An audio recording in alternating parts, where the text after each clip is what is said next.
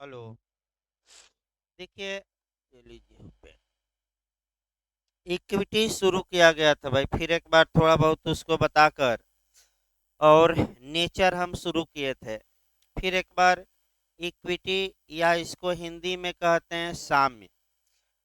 देखिए, कल बताया गया था आपका, फिर से एक बार थोड़ा बहुत उसको दोहरा दें और तब आगे बढ़ा जाए और प्रयास किया जाए कि इसको, या आपका मैंने 10 दिन के अंदर समाप्त कर दिया जाए, पढ़ा के लिखवा के। क्योंकि आपका 10-12 दिन में ये समाप्त हो जाएगा तो फिर एक नया छोटा कानून लगा दिया जाएगा। देखिए, आपका बताया गया था कि जो ये इक्विटी है, ये आपका इंग्लिश शब्द है और ये लैटिन के एक्विटास से बनी है। एक्विटास का मतलब होता है आपका समतल करना, या बराबर करना, या प्लेन करना। तो यानी कि अगर हम इक्विटी का शाब्दिक अर्थ निकालते हैं तो इसका मतलब हुआ प्लेन करना, अर्थात बराबर करना। तो भाई, बराबर तमाम चीजें की जाती हैं। जैसे कि आपका मान लीजिए कि कॉपी किताब है, अस्त व्यस्त है, उसको भी बराबर कर देते हैं, एक लाइन में आ जाए। आपका मिट्टी का उदाहरण बताया गया कि खेत जोता गया और मिट्टी इधर उधर हो जाती है तो आप बराबर उसको भी कर देते हैं।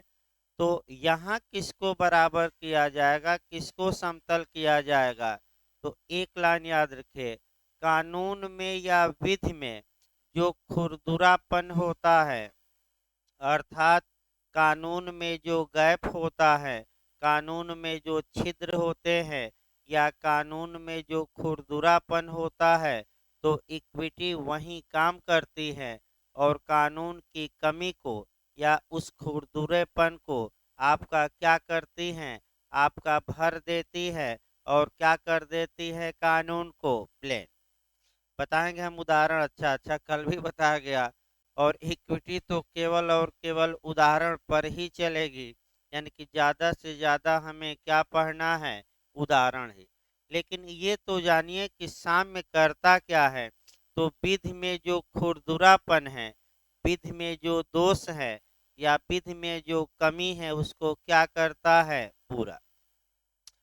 जो इक्विटी है आपका, या साम्य है, इसका कोई बेयर एक्ट नहीं आता, क्योंकि ये धाराओं में पिरोया नहीं गया है। तो आखिर बेयर एक्ट आता नहीं, तो इसमें हमें पढ़ना क्या है? तो कुछ नियम कायदे हैं, कुछ प्रिंसिपल है, कुछ सिद्धांत हैं, और उन्हीं सिद्धांतों को हमें पढ़ना है। और वही सिद्धांत साम्य के सिद्धांत कहे जाते हैं। यानी कि इसका बेयर एक्ट नहीं मिलेगा, किताब आपको जरूर मिलेगी जिसमें कि ये सिद्धांत दिए रहते हैं। अब मुख्य सिद्धांत आपका 12 है, यानी कि मेन प्रिंसिपल कितने हैं, 12।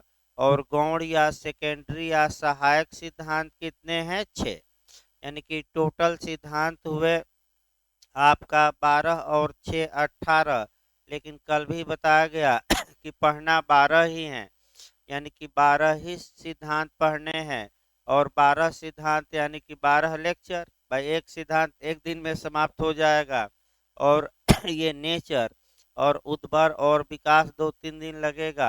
यानी कि कुल मिलाकर अधिकतम मान के चलिए 15 लेक्चर बहुत ज़्यादा जाएगा, तो 12 से 15 लेक्चर। तो ये सिद्धांत आपका न्यायालय अप्लाई करते हैं, आपका ये सिद्धांत पढ़ना है।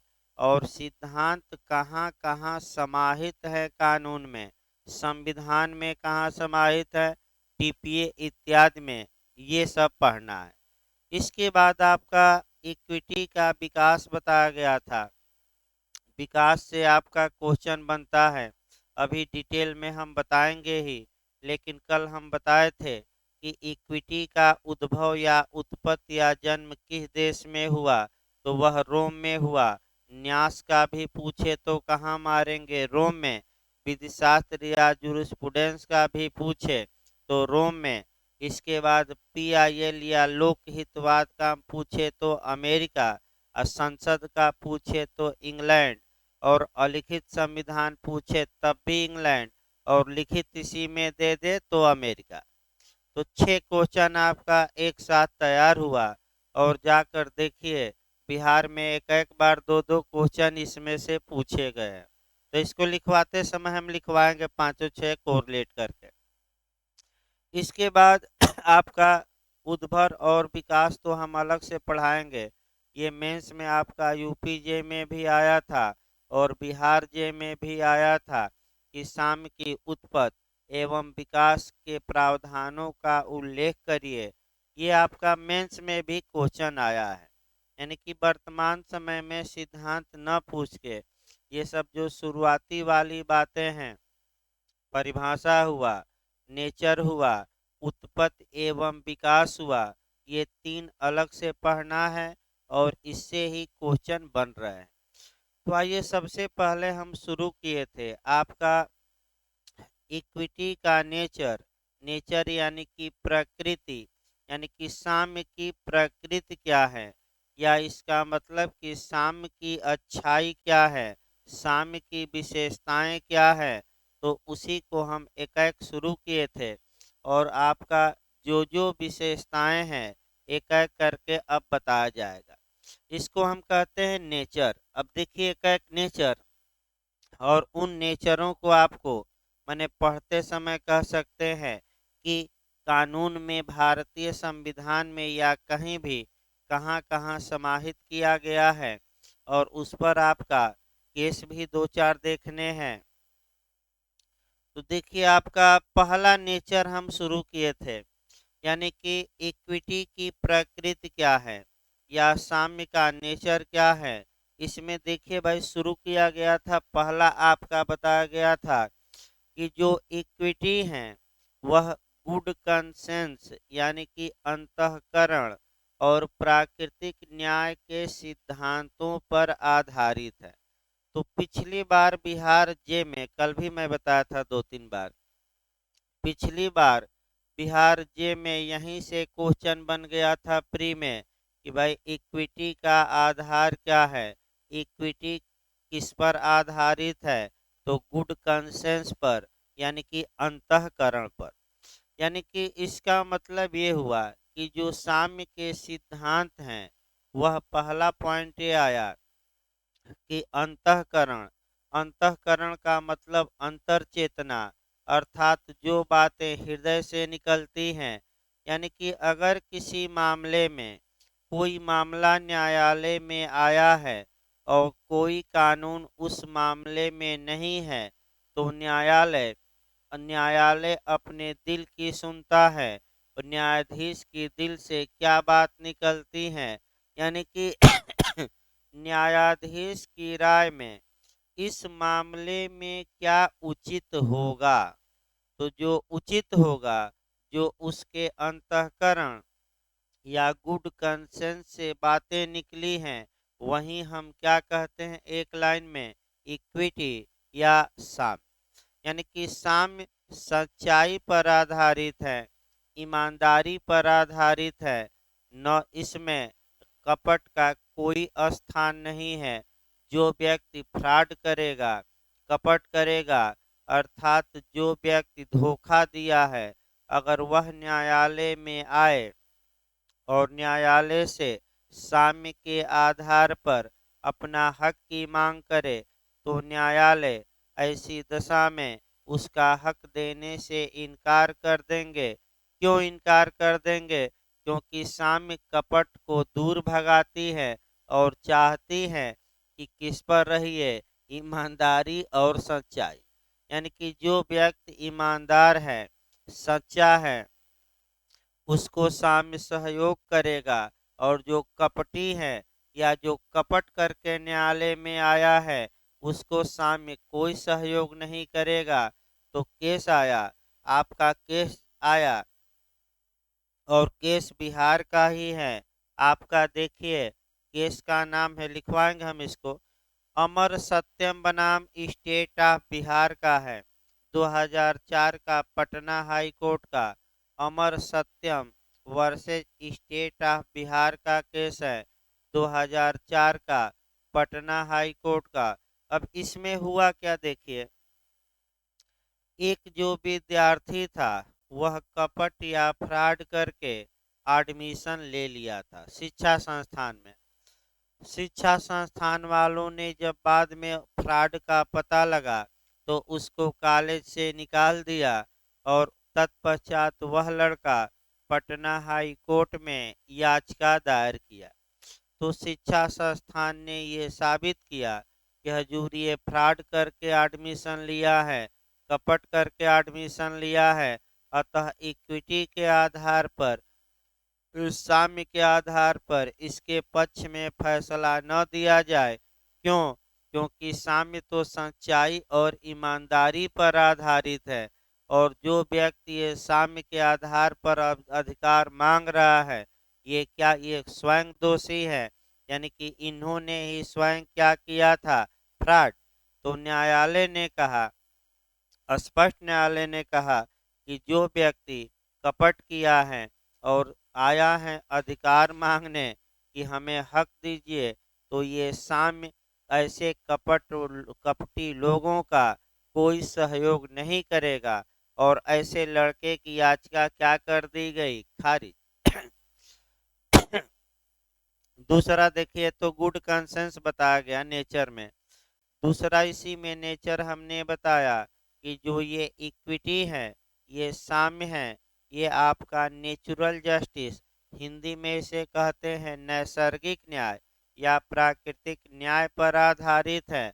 अब प्राकृतिक न्याय यहाँ समझना है कि प्राकृतिक न्याय क्या है और प्राकृतिक न्याय भारत के किस अनुच्छेद में समाहित है मुख्य रूप से।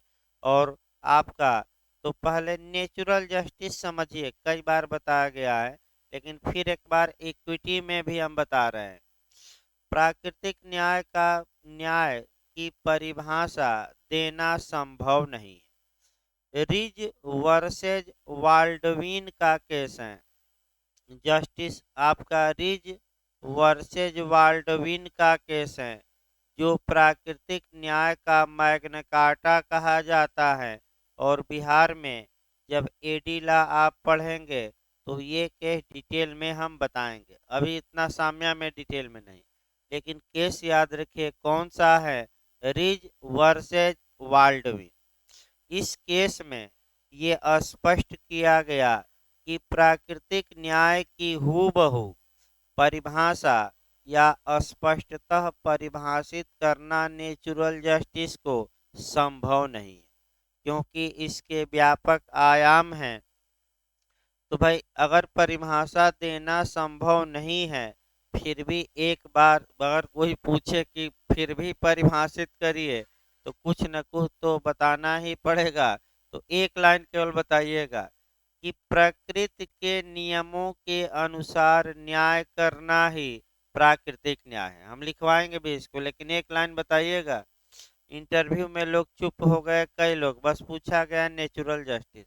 भाई अगर आए क्वेश्चन तो कम से कम इतना तो आपको अपनी परिभाषा एक बतानी ही पड़ेगी। इसमें भाई ये नहीं है एक परिभाषा आप बताएंगे, तो आप ये बताएंगे कि नेचुरल जस्टिस का मतलब नेचर के रूल के अनुसार जस्टिस करना।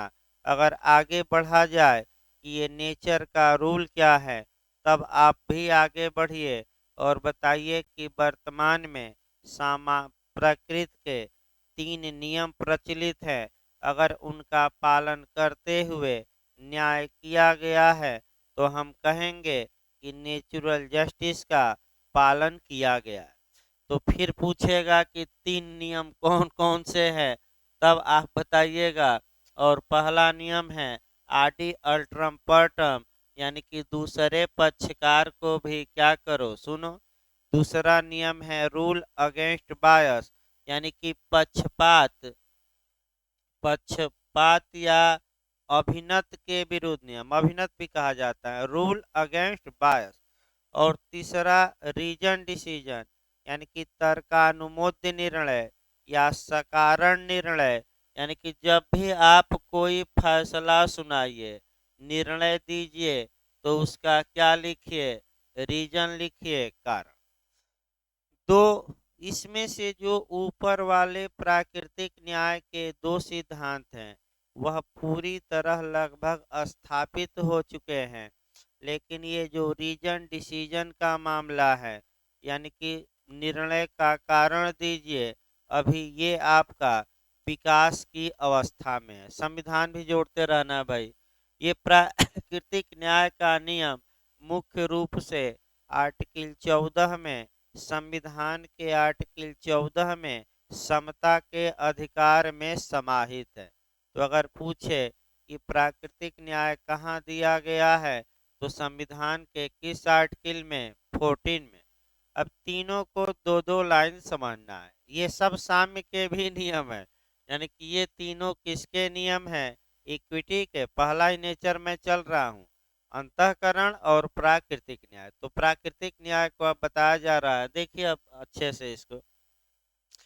दूसरे पक्षकार को सुनो का मतलब ये हुआ कि जब कोई व्यक्ति किसी मामले में सुनवाई कर रहा है तो एक पक्षकार को ही न सुने, दूसरे पक्षकार को भी सुने और दूसरे पक्षकार की बातों को सुनकर ही फैसला सुनाए।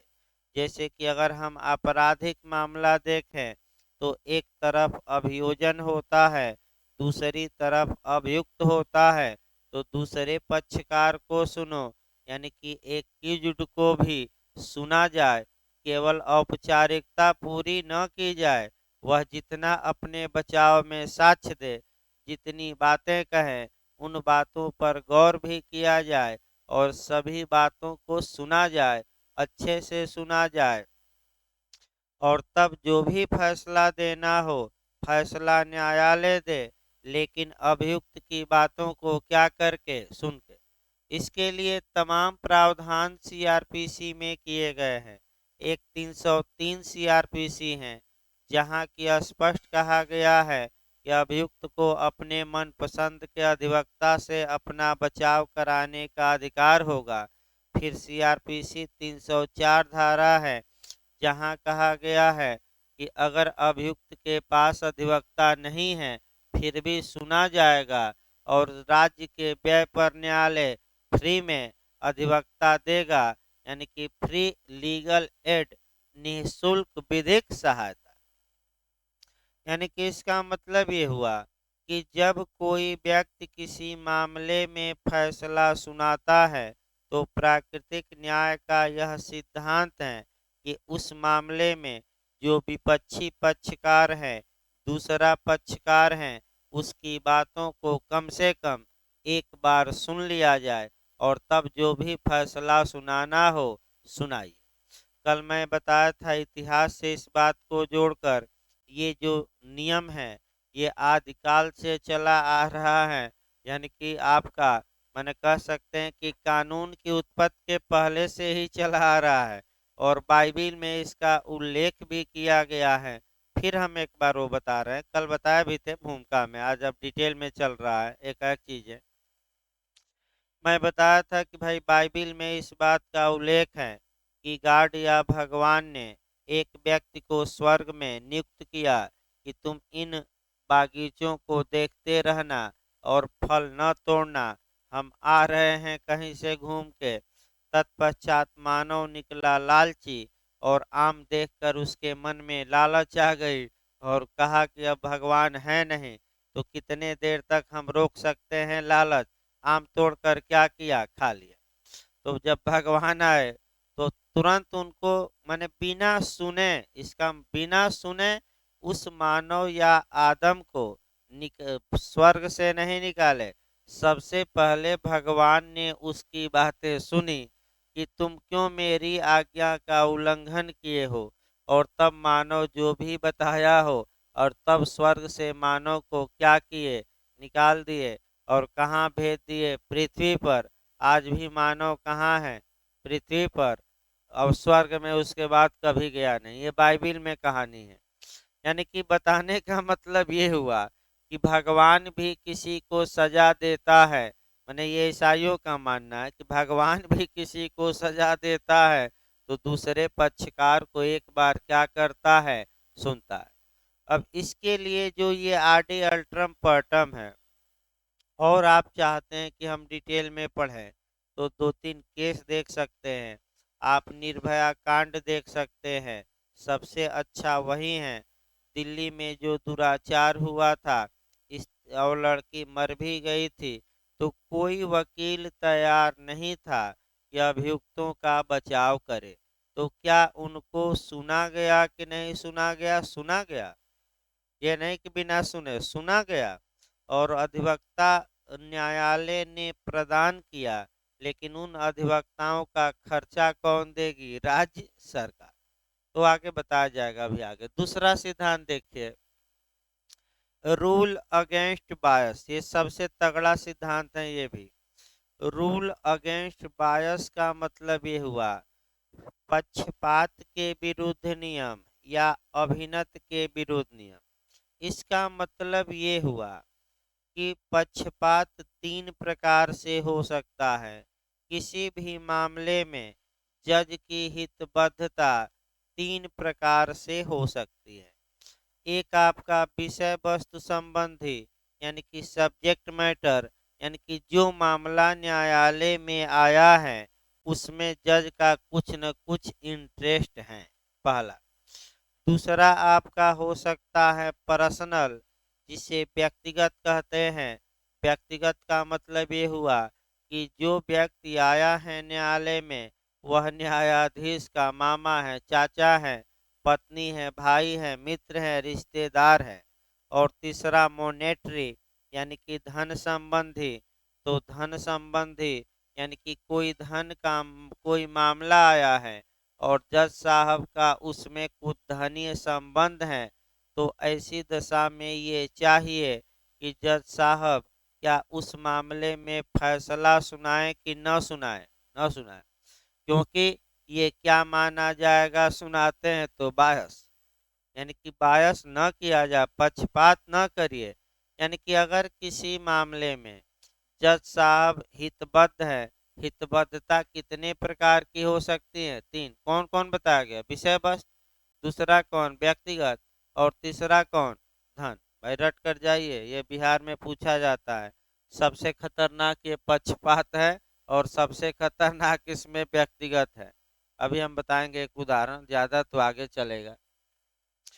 तो अगर कोई जज किसी मामले में हितबद्ध है तो ऐसी दशा में उसे उस मामले में सुनवाई नहीं करनी चाहिए, उस मामले में उसे निर्णय नहीं देना चाहिए।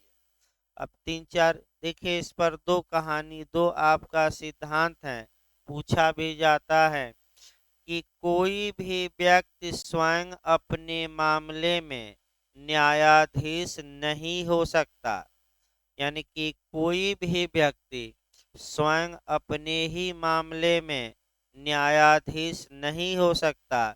इसका मतलब ये हुआ कि आप ही अभियुक्त हो और आप ही फैसला कर लो कि मैं दोषी हूँ कि निर्दोष हूँ। ये तो प्राकृतिक न्याय का उल्लंघन हुआ, ये तो शुद्ध रूप से बायस हुआ। यानी कि आप ही अभियुक्त हैं और आप ही डिसाइड करिए कि हम माने दोषी हैं कि नहीं है। तो ऐसी दशा में ये तो प्राकृतिक न्याय के नियम का उल्लंघन है और आपने बायस किया है, जबकि साम्या कहती हैं कि बायस नहीं होना चाहिए। अर्थात इसका मतलब कि कोई भी व्यक्ति अपने ही मामले में जज नहीं हो सकता। अब इसका उदाहरण हम बताए थे, फिर एक बार हम बता रहे हैं। अब तो उदाहरण डिटेल में चलेंगे आज से। एक उदाहरण, सबसे अच्छा उदाहरण जो रंजन गोगोई साहब थे, उन पर काफी विवाद भी इस समय चल रहा है, देख ही रहे हैं, हमेशा विवादित रहते हैं।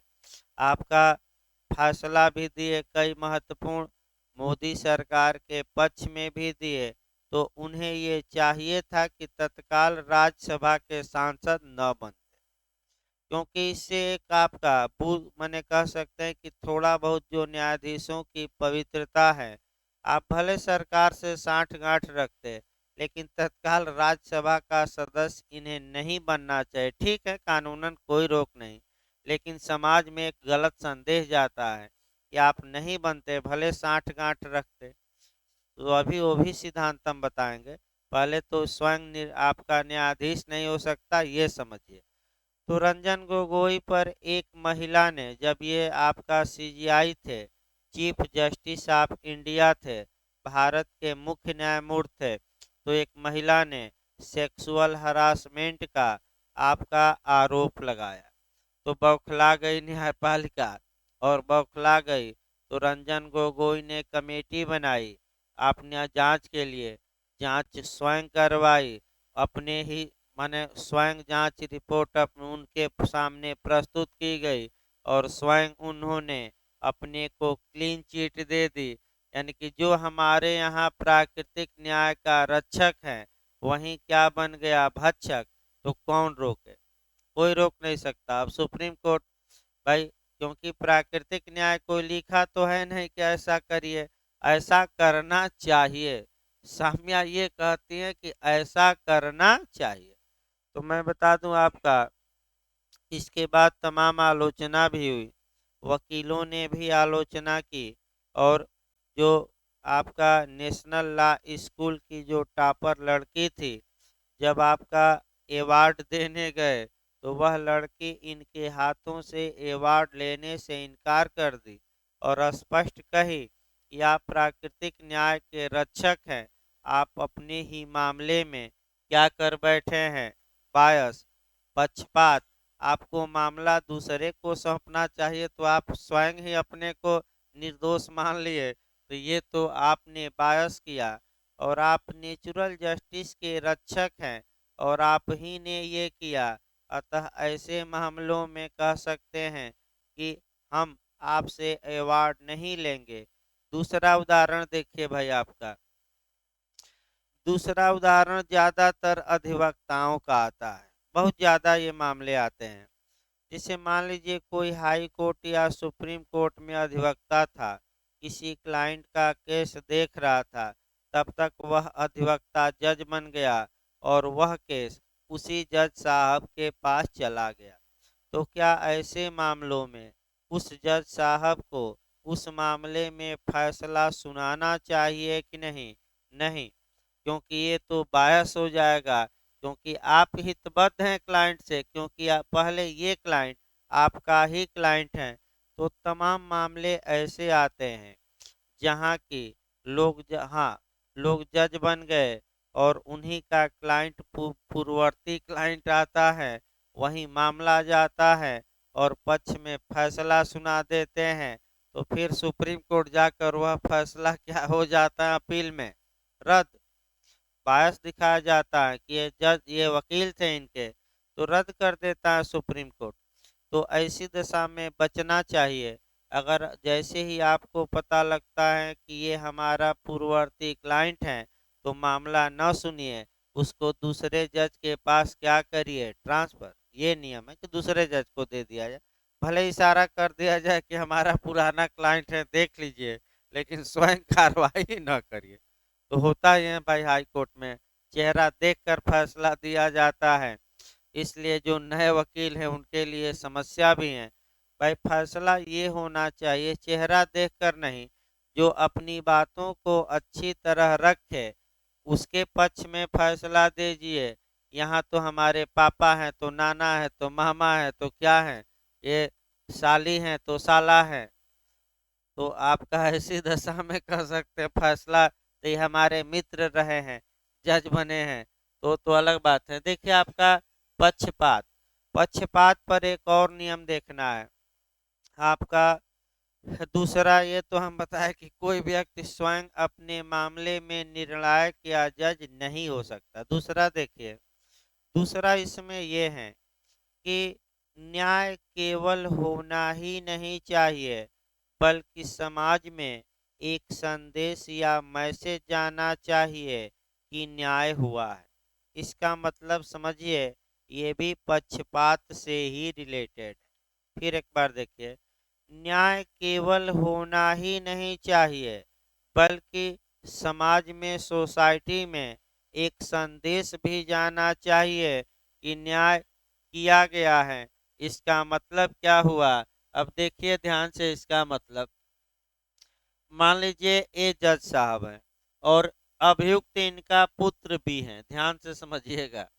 ये जज साहब हैं, बी पर आरोप है कि इसने कोई अपराध किया। आपका पुलिस इसे पकड़ कर लाती है, मुकदमा चलता है और उसी मामले में जज कौन है? उसके पिता। मान लीजिए एक के खिलाफ साक्ष्य कमजोर है और उसी के पिता ने अपने पुत्र को बाइज्जत बरी कर दिया, क्लीन चीट दे दिया।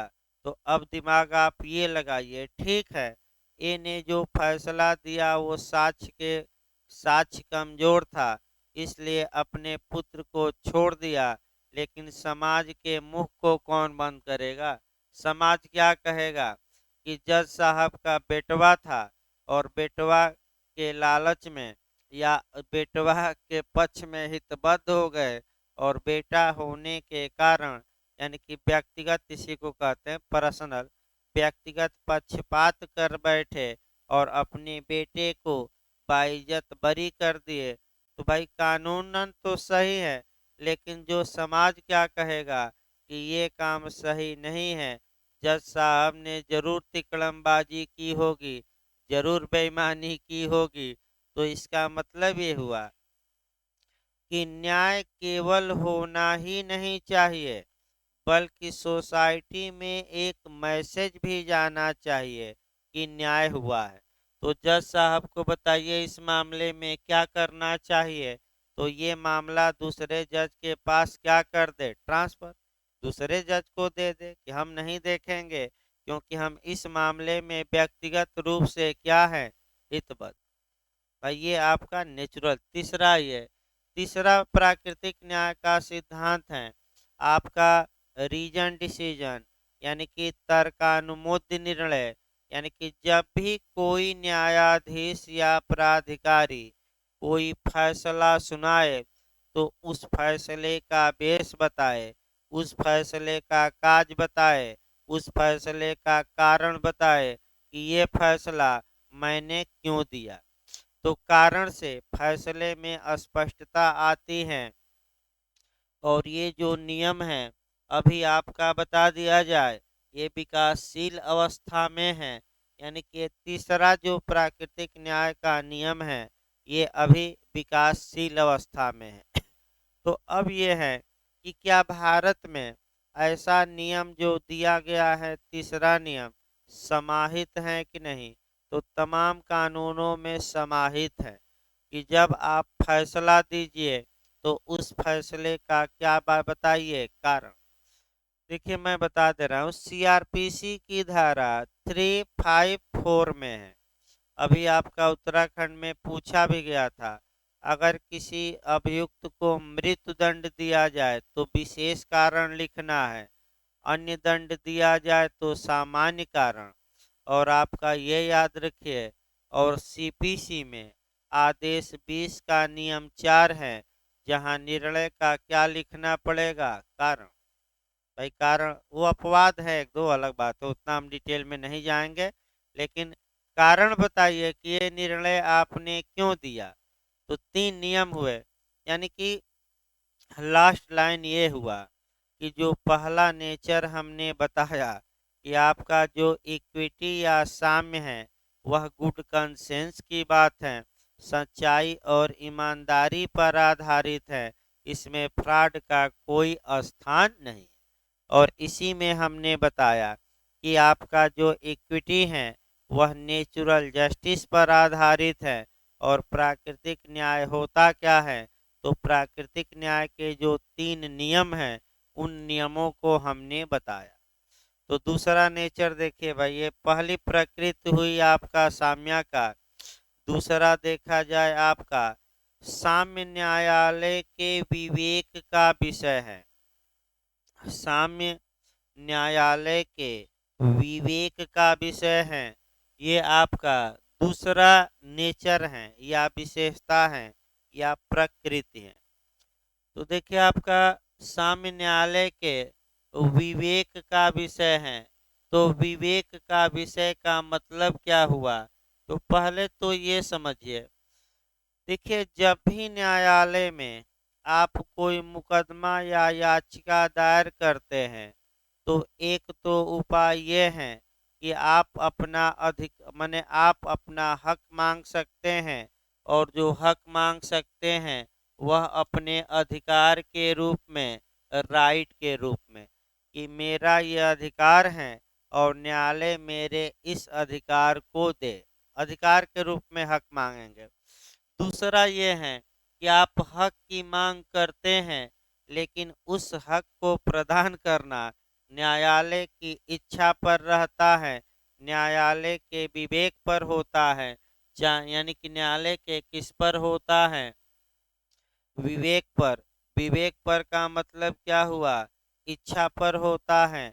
चाहे तो न्यायालय उस बात को माने उस अधिकार को प्रदान करे या प्रदान करने से क्या कर दे इनका।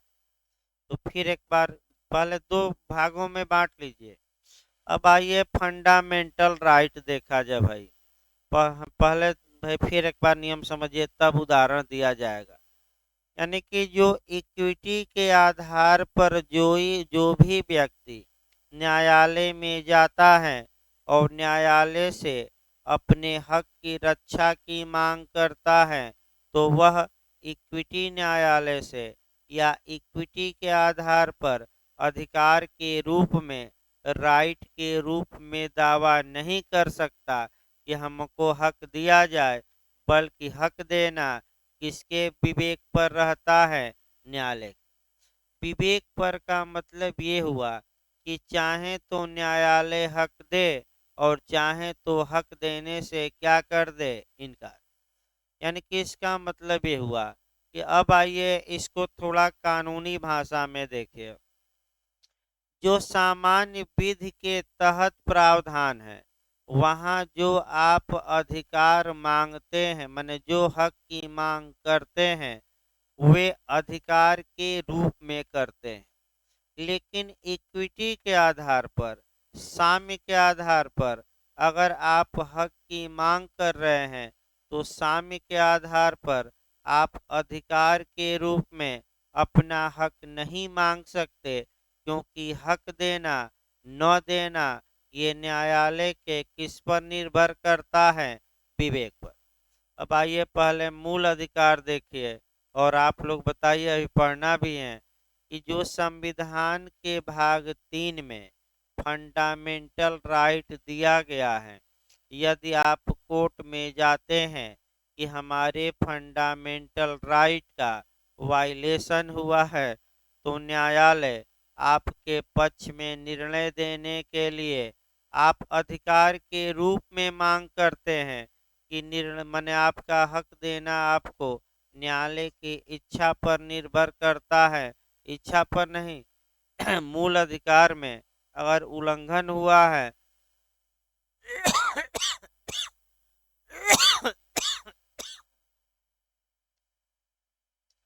यदि मूल अधिकार का उल्लंघन हुआ है, तो आप अधिकार के रूप में अपना हक मांगेंगे और न्यायालय आपके पक्ष में निर्णय देने के लिए बाध्य है। उसका विवेक नहीं है, लेकिन ये दिखाना पड़ेगा कि हमारे मूल अधिकारों का क्या हुआ है? उल्लंघन। देखिए, जब आप आर्टिकल 32 पढ़ेंगे, तो जो उसमें शब्द भले 5-6 शब्द ही यूज किए गए हों, लेकिन उसमें का जो एक एक शब्द हम बताएंगे वह काफ़ी महत्वपूर्ण रहेगा। और आज कुछ बातें आपका नेचर में बताई भी जाएंगी आगे। फिर एक बार समझिए। यानी कि इसका मतलब ये हुआ कि साम्य के तहत अगर कोई व्यक्ति न्यायालय से अपने हक की मांग करता है, तो हक प्रदान करना आपका न्यायालय का विवेक होता है, न्यायालय की इच्छा पर होता है। चाहे तो वह हक न्यायालय प्रदान करे या प्रदान करने से क्या कर दे? इनकार। कोई भी व्यक्ति अधिकार के रूप में कि हमारा अधिकार है इसलिए हमें फैसला हमारे पक्ष में दीजिए, साम्य के अंतर्गत इसकी मांग नहीं कर सकता। तो साम्य न्यायालय का क्या है? विवेक का विषय है, और विवेक के आधार पर चलता है। यानी कि साम्य के आधार पर निर्णय देना न्यायालय के लिए बाध्यकारी नहीं है, लेकिन अगर मूल अधिकार इत्यादि है तो उसमें क्या है, बाध्यकारी। तीसरा देखिए जो सबसे और भी महत्वपूर्ण है, जो साम्य की क्रिया है वह व्यक्ति से संबंध रखती है। यानी कि जो साम्य की क्रिया है वह, तीसरा पॉइंट चल रहा है भाई, वह व्यक्ति से संबंध रखती है। इसको थोड़ा पहले समझिए तब आपका व्यक्ति से कैसे रिलेटेड है, यानी कि शरीर से कैसे रिलेटेड है, पहले ध्यान से समझिए भाई। अब पहले ये बताइए कि अगर कोई सिविल न्यायालय निर्णय देता है और उस निर्णय को लागू कराना है, तो ऐसी दशा में आपका सीपीसी में क्या क्या उपाय है। तो जो व्यक्ति हारा है उसकी संपत्ति को कुर्क किया जा सकता है, और कुर्क करके क्या किया जा सकता है, बेचा जा सकता है। दूसरा उपाय यह है कि बिना कुर्क किए ही डायरेक्ट क्या किया जाए, बेचा जाए। तीसरा उपाय है कि वह अगर निर्णय नहीं मानता तो उसे कहाँ भेजा जाए, जेल, या उस पर प्रतिकर भी लगाया जाए, तमाम। यानी कि इसका मतलब ये हुआ कि जो सामान्य न्यायालय हैं अपने निर्णय का प्रवर्तन, अपने निर्णय को कैसे इन्फोर्स कराते हैं, कैसे लागू कराते हैं, तो आप लोग खुद बताइए। इस उदाहरण में कैसे लागू कराने की बात हम कर रहे हैं, संपत्ति छीनकर कि उसे जेल भेजकर कि दोनों। इसमें क्या बताया गया है भाई, कुर्क करके बेच दिया जाए तो उसकी संपत्ति से क्या किया गया, वंचित, या बिना कुर्क करके सेल किया जाए तब भी संपत्ति से वंचित और जेल भेज दिया जाए, तो बताइए इसमें कौन से प्रावधान उसकी संपत्ति पर प्रभाव डाल रहे हैं और कौन उसके शरीर पर। तो ये जो कुर्की और बेचना है और ये बेचना, ये किस पर प्रभाव डाल रहे हैं, संपत्ति, और ये जेल भेज दिया जाए किस पर डाल रहा है। तो बस यही आपका पकड़ना है पॉइंट साम्या में। अब आइए डिटेल में, अब आपका समझ लेंगे, मैंने इतना समझ लिया, फिर एक बार हम बता दे रहे हैं क्योंकि नया नया कानून है, ज़्यादा लोग भाई पढ़े नहीं रहते, तो एक एक छोटी छोटी बातें दो दो बार बताई जाए शुरुआती दौर में, फिर भी न समझ में आए तो भाई एक बार आप इशारा करिए, कोई रोक टोक नहीं है, इतना भी जल्दीबाजी नहीं, न आए तो आप एक बार इशारा करिए फिर बताया जाएगा, कोई नाराजगी की बात नहीं है। आप आए ही इसीलिए हैं कि हमें भाई घर पर आ जाता पढ़कर तो क्या आवश्यकता रहती आने की। तो भाई न समझ में आए कोई बात तो फिर बताइए, कोई बहुत स्पीड में नहीं चल रहा है, एकदम स्लो मोशन में चल रहा है, यानी कि गधे की चाल से, घोड़े की चाल से नहीं। तो आपका धीरे धीरे आगे बढ़ाया जाएगा। बैठिए, पीछे बैठिए भाई, बैठिए, अभी 10 मिनट बाद भाई ब्रेक होगा, इधर बैठ जाइए, इधर चलिए बैठिए, कोई दिक्कत नहीं, अब आगे इधर दूसरे बेंच पे बैठिए, पीछे गर्दा रहता है भाई, हाँ, ये आगे, हाँ वहीं बैठिए आगे वाली पे। देखिए आपका फिर एक बार समझिए, यानी कि जहाँ तक न्यायालयों की बात है, सामान्य न्यायालय क्या करते हैं, तो सामान्य न्यायालय करते क्या है, तो एक तो अगर किसी व्यक्ति के विरोध में निर्णय दिया गया और वह व्यक्ति निर्णय का पालन नहीं करता है, तो न्यायालय क्या करते थे, तो एक तो उस व्यक्ति की संपत्ति पर प्रभाव डालते थे, यानी कि उसकी संपत्ति आपका कुर्क करके बेचकर पैसा वसूल लेते थे, या बिना कुर्क किए हुए डायरेक्ट बेचकर और पैसा क्या करते थे, वसूल लेते। दूसरा उपाय ये था कि उसके शरीर पर, बॉडी पर प्रभाव डाला जाए, व्यक्तिगत रूप से प्रभाव डाला जाए और व्यक्तिगत रूप से प्रभाव डालकर उसे कारावासित किया जाए, जेल भेजा जाए। तो अब चूंकि ये जो इक्विटी है ये गुड कंसेंस पर आधारित है, अंतःकरण पर आधारित है, अतः साम्य न्यायालयों ने जब भी कोई फैसला सुनाया और अगर कोई व्यक्ति उस फैसले का पालन नहीं किया तो साम्य न्यायालयों ने कभी भी उस व्यक्ति की संपत्ति को कुर्क करके नहीं बेचवाया। तो साम्य न्यायालयों ने किया क्या? तो जो साम्य न्यायालय थे वह व्यक्ति पर प्रभाव डालते थे, व्यक्तिगत रूप से डालते थे। अर्थात इसका मतलब कि जब तक पालन हमारे आदेश का नहीं करोगे तब तक हम कहाँ भेज रहे हैं? जेल। तुम्हारी संपत्ति हमें नहीं चाहिए, तुम्हारी संपत्ति हम कुर्क नहीं करेंगे, तुम्हारी संपत्ति हम नहीं बेचेंगे, लेकिन कहाँ भेजेंगे? कारावास। कब तक कारावास? जब तक कि तुम हमारे फैसले का क्या नहीं कर देते पाल। यानी कि या तो कारावासित करते थे या जुर्माना लगाते थे कि जुर्माना दो, आपका संपत्ति पर अटैक कभी नहीं किया। फिर एक बार इसको समझिए दूसरी भाषा में, तब उदाहरण बताया जाए।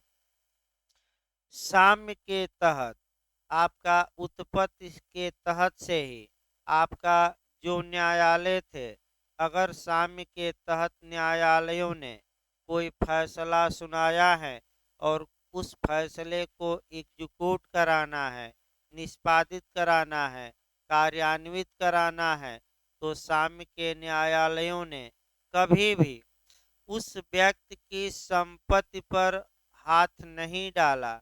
इसका मतलब कि संपत्ति को कभी भी अटैच करके विक्रय नहीं किया। यानी कि साम्य के न्यायालय संपत्ति पर निर्णय, संपत्ति को आपका बेचकर निर्णय का पालन नहीं कराते थे, बल्कि चूंकि साम्य गुड कंसेंस पर आधारित है, अतः व्यक्ति को गिरफ्तार करके कहाँ भेजते थे? जेल।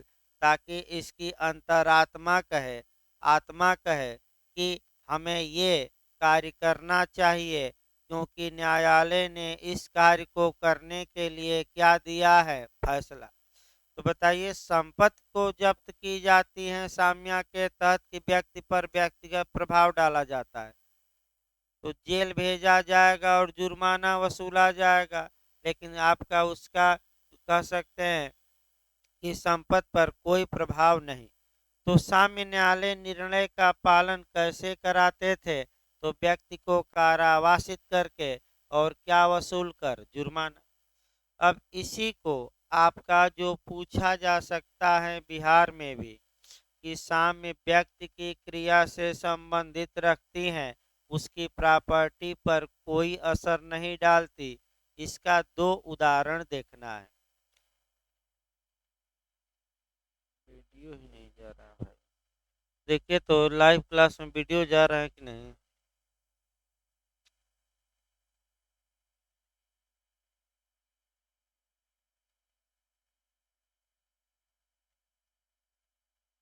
चेक करिए तो वीडियो गायब है यहाँ। लाइव क्लास चल रहा है कि नहीं?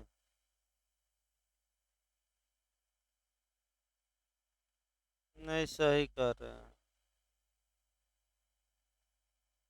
आवाज जा रहे हैं ना? नहीं, अभी सही किया गया। अभी हो सकता है। नहीं, बंद कर दीजिए लाइव क्लास, अब आ गया कभी कल। आवाज आवाज बंद करिए। देखिए लास्ट किया जाए, क्योंकि भाई टीपी और संविधान भी आज चलाना है। किसी भी मैंने आज रोका ना जाए किसी भी हाल में। क्योंकि आपका देखिए एक दो लाइन और देखिए इसको। यहाँ जो उदाहरण बन सकता है आपका बिहार में अभी कभी उदाहरण नहीं बना है।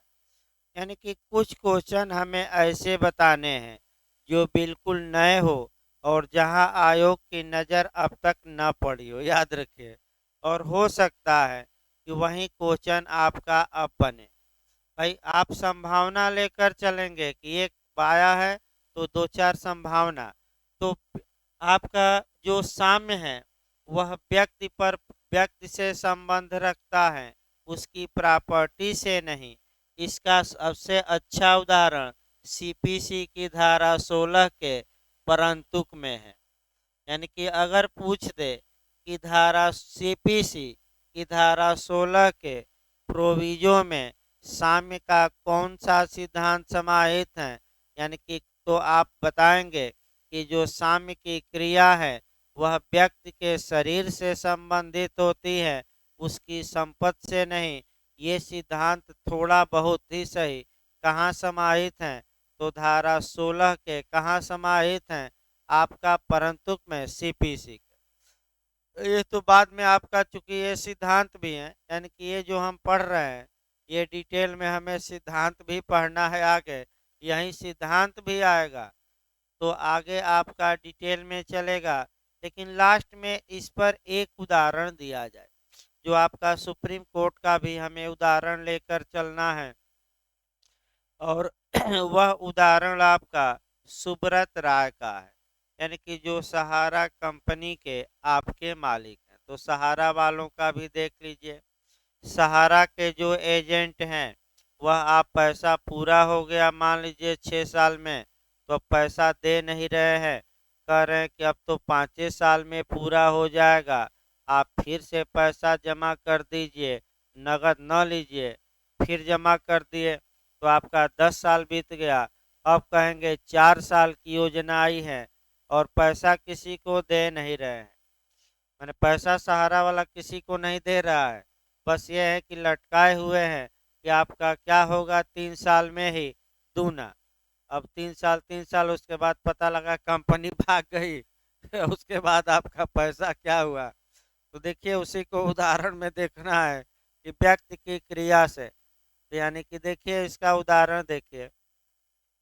भाई सुब्रत राय को सुप्रीम कोर्ट ने आदेश दिया कि जो निवेशकों का पैसा है आप लौटाइए।